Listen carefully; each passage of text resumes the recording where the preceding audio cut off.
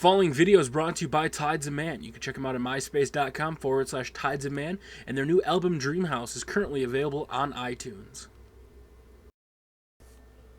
Alright guys, what is going on?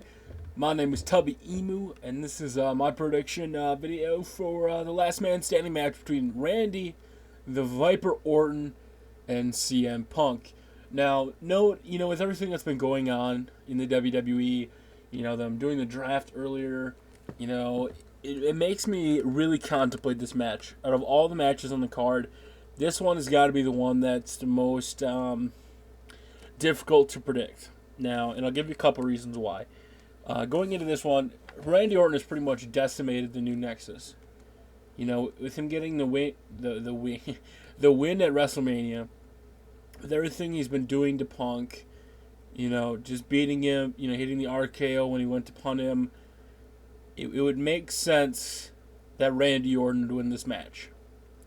If you're looking at it from that standpoint, give Randy Orton all those wins, and then just to end the feud, since Randy Orton's going to Friday Night SmackDown with one win out of nowhere, it doesn't seem to really make sense if you think about it. It seems like they would just kill a storyline and it'd be over. Now, the other way you could look at it is, with Randy Orton going into SmackDown, he'd want a big win. He's going to be your top guy on SmackDown, no matter what people say. He's going to be your top guy. He's not going to be your top heel. I don't see him going heel. He's worked up quite a long time to finally become a face in the company, after the whole Legend Killer thing. And it just, for me, going into SmackDown, with a loss, it just doesn't make sense to me. I'm a fan of CM Punk. I'm also a fan of Randy Orton. And this is where it kind of gets a little confusing, is for those of you who don't really pay attention, CM Punk, being the leader of the new Nexus, they really haven't done anything as of late. The Core were the tag team champions. They've been having inner team rivalry, feuding. But then you have the Nexus, who have pretty much been vacant thanks to Randy Orton.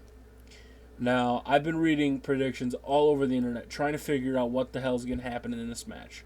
I do it before every pay-per-view just to kind of build my own opinion on it first. And pretty much everybody is saying that Randy Orton's going to get the win here. The babyface is going to go into SmackDown with a victory under his belt.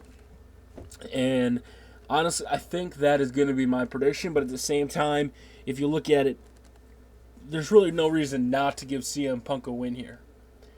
Going into SmackDown, one thing that keeps popping up everywhere, and I think could possibly happen, is somebody getting involved in the match. Whether it be the new Nexus or somebody else screwing over Randy Orton, to set up a feud on SmackDown. Because going into SmackDown, you have Alberto Del Rio coming over to Raw, so, Randy Orton can't feud with him. You have, Sheamus is over on SmackDown now, but, with him being in the whole mid-card title reign, it really doesn't make sense. And there's really no top heel on SmackDown now. I mean, Cody Rhodes might be the one that gets the big push as a top heel, but going into this match, honestly, I'm going to say Randy Orton's going to go ahead and pick up the victory here. Now, it wouldn't surprise me. The only way I see Randy Orton not winning this one is if somebody interferes to set up a program on SmackDown. It's the only way I can see this happening, and I'll tell you why. You have your top man in your company, show now on SmackDown. For him to lose going into it, you kind of kill all the buzz. You have CM Punk, who reportedly might not even be with the WWE next year.